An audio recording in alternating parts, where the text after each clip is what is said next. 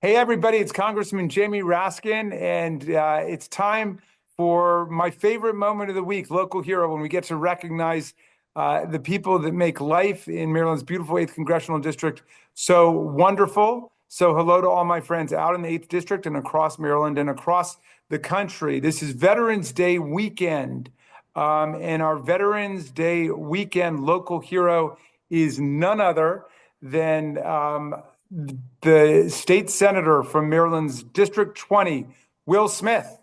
Will was born and raised in Silver Spring.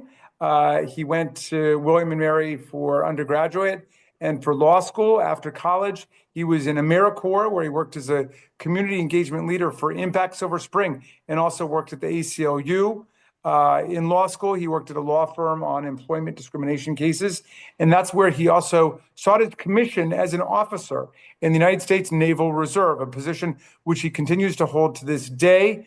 He got a White House appointment in 2010 to serve as a director at the Department of Homeland Security under President Barack Obama. And in 2014, he was elected to represent D20 in the Maryland House of Delegates, where we served together in Annapolis. And he went on the Judiciary Committee. In 2016, he was named to become District 20's state senator with the sudden vacancy caused by the congressional election of his predecessor. He became the first African-American person ever to serve as state senator from not just District 20, but from Montgomery County. And in the Senate, he's had a very distinguished career and is now the chair of the Senate Judicial Proceedings Committee. He's still practicing law. He lives with his wonderful wife, Camille, in Silver Spring, and with Jacqueline and their dog, Monty.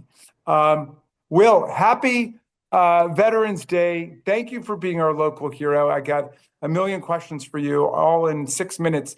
But first of all, congratulations. Hey, Mr. Coggins, thank you very much. It's an honor to be here with you and be recognized during Veterans Day, which is an all-important day for not only every American, but for the 360,000 veterans who live in Maryland, and I think about close to 40,000 veterans that live in D8. So yeah, this is a big deal. I want to say thank you. All right. Well, let's start with this. What exactly makes you a veteran? Because you're an active member of the Naval Reserves. I know you still go off on the weekend and do your trainings and your service and so on. So how is a veteran actually defined? So that's right. So I'm still in the Navy Reserves. I serve 1 weekend a month and 2 weeks a year. But you become a veteran after a stint of active duty time that is at least 91 days. You get something called a DD-214. And so I am a veteran because I served a year of active duty time during my deployment to Afghanistan in 2019. So technically I'm a veteran, but still serving in the Navy Reserves. Right now I'm stationed at Fort Meade up there in Maryland here. So still in the reserves. Thank you for your service in the Navy and the U.S. Armed Services. Thank you for your service in Maryland state government. You know, one of the things I learned as a member of Congress is how much time we actually spend on issues related to veterans. And we, a couple years ago, got the PACT Act passed. Yes. And I don't know whether how much that's registered in your consciousness, but I know it's been an important thing for a lot of the vets who live in our district. No, yeah, absolutely. It's a fantastic benefit for veterans that have served that have any sort of ailment or service-connected ailment.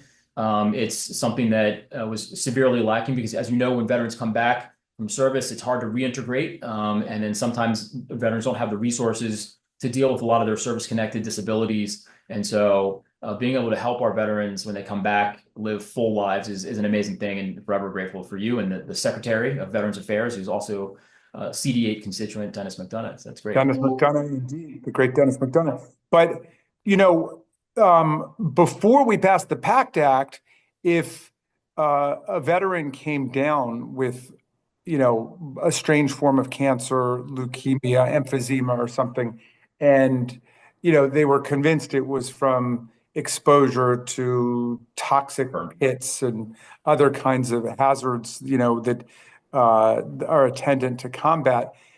The burden was on the veteran to prove that it was caused that way, which is a very difficult thing to prove, right? The presumption is it wasn't caused by your service. You know, you had to go out and assemble all the evidence and prove that it was. And we just flipped it over and we said the presumption is that if you've come down with lung cancer and you were exposed to a toxic pit or whatever, that the armed services would pay for your treatment. I mean, in other words, somebody would have to show, no, it actually came from some other source, some other exposure. So it's been a huge thing. Hundreds of thousands of veterans have been able to get treatment this way. I've been very proud of that. Tell me, like, how much, lots of times people think about veterans and they think of, some guy from World War II or the Vietnam War down at the VFW, who's, retired and grandchildren and everything. You're obviously a young man. How involved are you with the veterans groups that are out there? What's your involvement as a veteran? Well, for tie back to the PACT Act, I mean, switching that presumption is critical also because a lot of times you have these are latent effects. So these things don't manifest themselves so 10, 15, maybe 20 years later after you've been exposed to a burn pit. And so now when people are out processing from one of those zones, they are required in their out processing process to document that so that they have that information. And so that also just helps streamline the process. So it's really a tremendous benefit. But as far as I'm still very much involved in local veterans organizations. I'm involved in the Veterans Caucus. I used to be chair of the Veterans Caucus in the Maryland State Senate or VFW post. And obviously I look to support all the veterans groups that are here in Montgomery County. I also do, I support organizations that host that I'm into running lately. And so there's an organization that operates in Maryland and Virginia that sponsors half Ks, 10Ks in support of organizations that support veterans. And so I've gotten into doing that a lot because it not only a great way to stay fit, but also to give back and also to spend time with my fellow veterans. So there are a lot of opportunities out there to give back and to support veterans all year round, not just on Veterans Day. That's fantastic. And you're involved with veterans from all different generations. I mean, some of them would be Afghanistan, Iraq era, but some would go back to Vietnam or even wars before that, right? Unfortunately, yeah. Unfortunately, we're losing more and more veterans from World War II every day, but Vietnam still a significant number of those folks around. And then obviously, look, we've been engaged, and my generation in particular was engaged in two different wars over the course of 2 decades. So you have lots of veterans that are that have a common and shared experience with the theater in Iraq or in Afghanistan. So interface with lots of veterans from across the spectrum. It's really, and especially being in this area. There are a lot of veterans in our area in Maryland, DC, and Virginia. And of course, great resources for veterans in Maryland and DC and Virginia. Tell me, in your work as the chair of the Veterans Caucus, what kinds of things are you pushing at the state level now to help the community? So no longer chair of the Veterans Caucus, but I'm active member now, but for the previous chair. But look, things like making it easier for spouses to have their credentials transfer over because a lot of veterans families, they travel because of their deployments are 2 or 3 or 4 years at a time. So to make sure that veterans and their spouses have the ability to have their credentials, their service credentials, their vocational credentials transfer over. So there's some sort of reciprocity in Maryland. That's a big deal that unleashes a lot of economic potential and options for spouses that have to travel with their military spouse. So it's things like that.